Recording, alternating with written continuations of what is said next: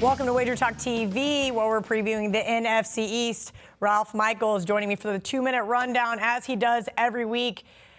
We previewed the top 2 teams in the NFC East. Now we're previewing the bottom 2 teams, and that's kind of the crazy thing. It is a tale of 2 really good teams and 2 not-so-good teams.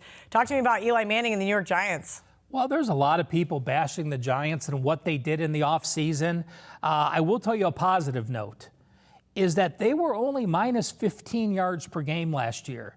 So that is much like an 8-8 team or a team that's 7-8-1 in that range.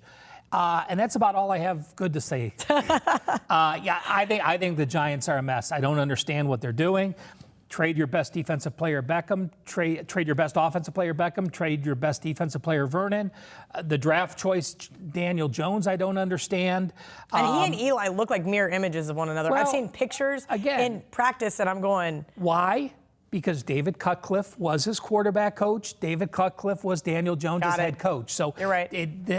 Is that why Daniel Jones went up there? Did Eli push him to take the Cutcliffe prodigy? It could be. I'm sure Cutcliffe had a lot to do with that decision to put Daniel Jones for Eli Manning. So, but the Giants lost 8 players on free agent. Players couldn't wait to get the hell out of there. And when you have that type of exodus for a defense that was number 24 anyway, they were minus 3 net close losses. That has to do with Eli. Since 2017, Eli Manning is 8-23 straight up as a starter. So what do? Do you put in this young quarterback to get beat up early? I lived through the Cleveland Brown days, and you talk about you had 34 couch, and every quarterback would just lose all their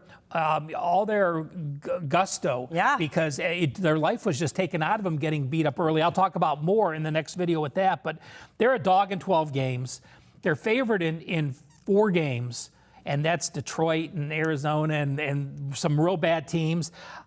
Win total is 6. I am under on the Giants. I mean, they've been getting bashed. Their GM's gotten bashed, and I completely understand why. Yeah, I agree with you. 6 wins at best I see for that team. All right, let's finish up with some TNA.